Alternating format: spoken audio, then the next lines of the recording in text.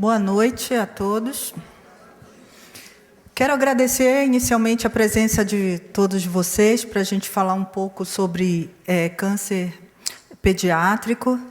E eu vou começar dando uma noção geral do câncer infantil e dos principais sinais e sintomas. Depois a doutora Carolina vai falar dos aspectos psiquiátricos e psicológicos. Quando a gente fala em câncer em criança e adolescentes, né, quando a gente fala a população pediátrica, né, na pediatria, a gente está falando num grupo de crianças e de adolescentes. Apesar de que o adolescente, em alguns hospitais, ele é tratado por equipes de adulto, dentro da oncologia, né, no tratamento do câncer, o adolescente ele é tratado dentro da pediatria, porque os tipos de doenças, os tipos de câncer que ocorrem no adolescente, eles são muito mais parecidos com o câncer da criança do que com o câncer do adulto. E quando a gente fala nesse grupo de doenças, né, no câncer pediátrico, a gente está falando numa doença extremamente rara. Se a gente for analisar todos os casos de câncer, apenas 2% ocorre entre crianças e adolescentes. Então, câncer é uma doença muito mais frequente em adultos, principalmente pessoas idosas, do que em crianças e adolescentes, né? Para cada 600 crianças, uma pode ter câncer dentro dessa faixa etária de criança e adolescente. É importante a gente falar que o câncer na criança, né, não é uma doença, são diversas, são várias doenças, e essas doenças elas são completamente diferentes das doenças, dos tipos de câncer que podem ocorrer nos adultos.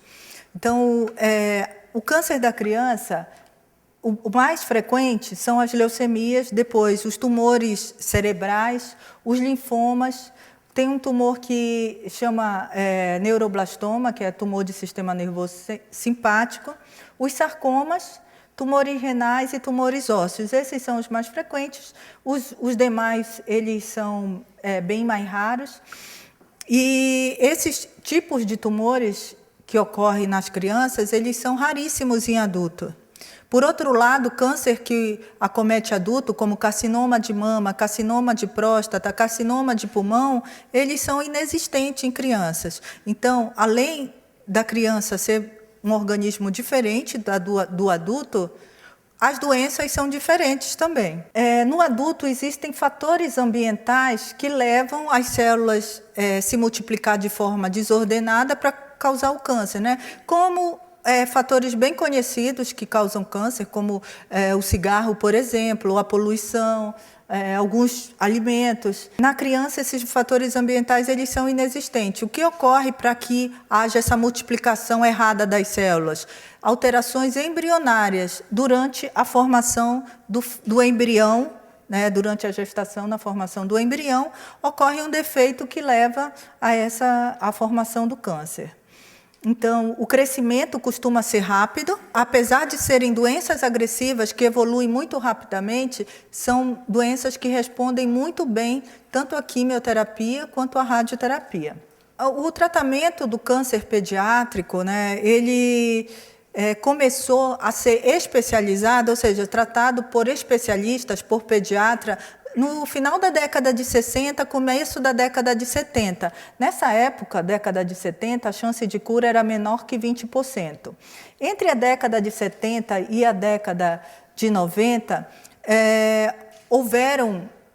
os pediatras passaram a tratar o câncer em crianças e adolescentes, começaram a se organizar, entender melhor essas doenças, fazer protocolos de tratamento específicos para a criança, e a partir da década de 90 a chance de cura começou a subir até atingir uma chance que hoje é em torno de 70% a 80%. E hoje em dia a gente não pensa só em curar o paciente, mas curar um menor custo. E quando a gente fala de custo, o que é menor custo? É custo para o paciente e para a sua família. É ter menos toxicidade, sofrer menos com o tratamento e também, ao ser curado, ser uma pessoa totalmente integrada à sociedade, não ter sequelas. Então, o sucesso no tratamento ele ocorreu devido ao tratamento ser especializado, o tratamento ser multidisciplinar, não ser tratado por um único especialista, mas por uma equipe inteira, né, que que tem vários profissionais médicos, como o oncologista, o psicólogo, o psiquiatra, cirurgiões, especialistas de várias áreas, como neurologista, nefrologista, endocrinologista, e também os outros profissionais, como nutricionistas, farmacêuticos, enfermeiros, tudo especializado no tratamento da criança com câncer. E a outra coisa que tem sido muito importante para a gente ter essa taxa de cura alta é diagnosticar precocemente. A doença, quando ela está numa fase inicial, a chance de cura vai ser muito maior.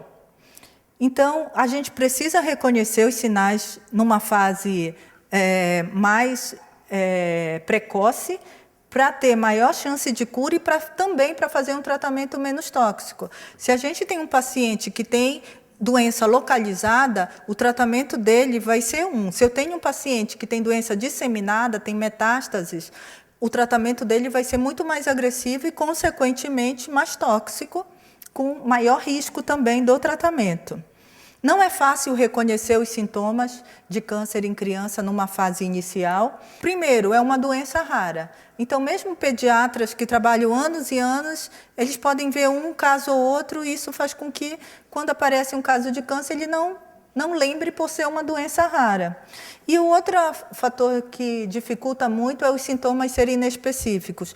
Numa fase inicial, a maioria desses cânceres, eles não têm um sintoma que a gente olhe e fala assim, esse sintoma, então é câncer. Eles podem confundir com outras doenças que são muito mais comuns do que câncer.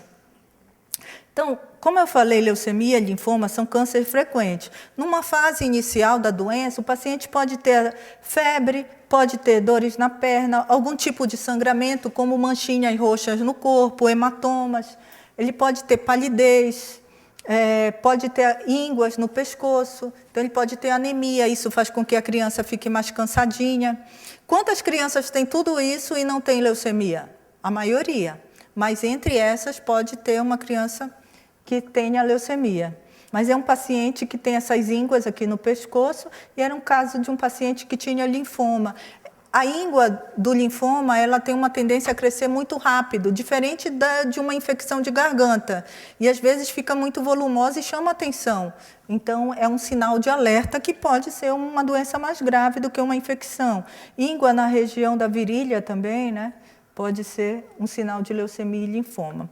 Os tumores cerebrais, muitas vezes, eles crescem silenciosamente dentro da cabeça, e quando eles atingem um determinado volume, os sintomas aparecem, como dor de cabeça, vômitos. Pode ser uma criança que ela não tinha desvio de olhar e ela começa a ter um estrabismo, um desvio de olhar, isso chama a atenção da mãe para levar no médico. Uma irritabilidade, mudança de comportamento, é uma criança que era super tranquila, é um bebezinho que começa a chorar muito, tem que investigar, e nessa investigação é preciso pensar em todas as possibilidades. Não é qualquer dor de cabeça que a gente vai pensar que é um tumor cerebral, mas aquela criança que para de brincar porque está com dor de cabeça, que acorda à noite ou de manhã com dor de cabeça, é uma dor de cabeça que merece uma investigação. Esse paciente aqui é um bebezinho e ele não tem sintomas nenhum. Ele brinca, ri, come, mas ele tem um tumor cerebral. Como é que a gente sabe isso? Porque o diâmetro cefálico, o tamanho da cabeça, está grande. E por que fica grande assim? Porque o tumor vai crescendo e aqui os ossos da cabeça não são fechados, eles têm a fontanela aberta. Então, à medida que o tumor vai crescendo, o crânio também cresce, a cabeça cresce, e aí não causa os sintomas de hipertensão craniana. Então, nesses bebezinhos, é também importante pensar quando a gente vê uma criança que, mesmo bem, o volume do crânio está aumentado. E não precisa chegar a essa proporção desse paciente que está muito grande. Se ele vai regularmente ao pediatra, o pediatra tem que medir a cabecinha, e aí, às vezes, uma alteração pequena já é vista e investigada.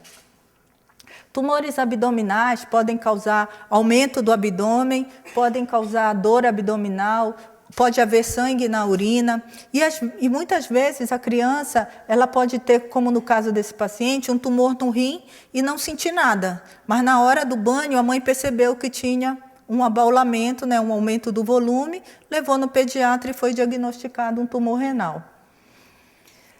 Os sarcomas, eles podem dar em várias localidades, é um tumor de musculatura, então pode ocorrer na região dos olhos, na vagina, e ter um sangramento vaginal, pode ter sangue na urina e ser um sarcoma. Essa paciente, ela tem um sarcoma na musculatura do olho, então fez com que o olho ficasse saltado assim. E aí, esse é um paciente que tem um prognóstico muito bom, uma chance de cura em torno de 90%. E o diagnóstico, numa fase inicial, quando a doença só está nessa região, não se espalhou pelo corpo, faz com que o tratamento seja menos tóxico. Tumores nos ossos ocorrem principalmente em adolescentes e o paciente pode apresentar uma dor na perna ou no braço, depende de onde está o tumor. E, se for na perna, é comum que inicialmente começa com uma dor que vai piorando, depois a criança vai mancando e, às vezes, pode até parar de andar porque tem dor na perna. Então, merece ser investigada, especialmente com um raio-x. Então, aqui um paciente com osteosarcoma, né, no úmero, um tumor aqui próximo à região do joelho, e aqui é um diagnóstico tardio, que demorou muito para chegar ao hospital até o tumor crescer nesse tamanho todo.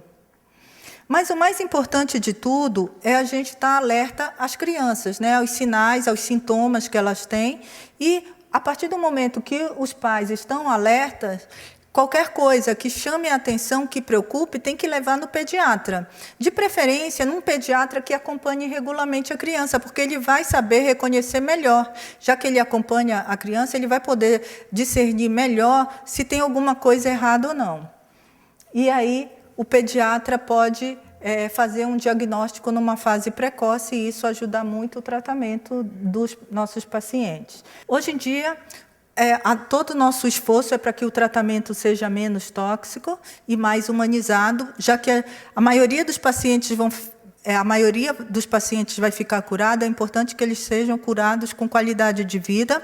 E quando a gente fala qualidade de vida, ela é não só física, né? Não só ter problema físico, mas também não ter problemas emocionais, problemas psicológicos, problemas sociais. Então, a cura ela deve ser integral. Então, para isso, a gente tenta não só usar os melhores métodos para tratar o nosso paciente, para que ele tenha alta chance de cura, mas também tornar o tratamento mais humano, tratar o paciente num ambiente acolhedor e próprio para a criança, né, com características de infantil, de adolescente, para a criança se sentir acolhida dentro de uma situação que não é uma situação boa, e a gente tenta amenizar o máximo possível.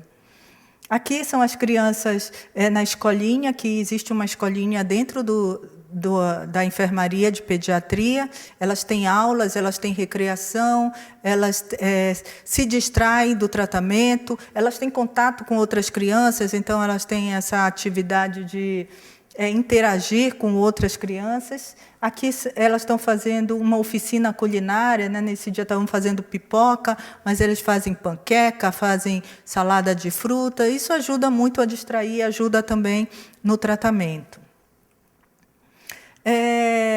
E essa é a nossa busca, né? De cada vez mais encontrar o que seja o melhor para o paciente. O melhor não só em curar, mas também curar uma pessoa, né, que hoje é uma criança que tem câncer, mas vai ser um adulto que possa estar totalmente inserido dentro da sociedade sem maiores dificuldades. Mas, assim, o perfeito a gente acha que nunca vai existir. A gente tem que estar sempre correndo atrás disso, né, correndo atrás de melhorar. E eu acho essa frase muito interessante, né? Muitos são os caminhos em busca do melhor atendimento aos nossos pacientes. Quando achamos que temos todas as respostas, a vida muda as perguntas. Então, a gente tem que estar sempre atento, e cada paciente, um é diferente do outro, e cada vez mais a gente tem que ter essa visão individualizada de cada paciente. Obrigada a vocês pela atenção. Eu vou chamar a doutora Carolina e depois a gente vai abrir para a gente conversar sobre tudo que a gente falou aqui e as dúvidas que vocês possam ter.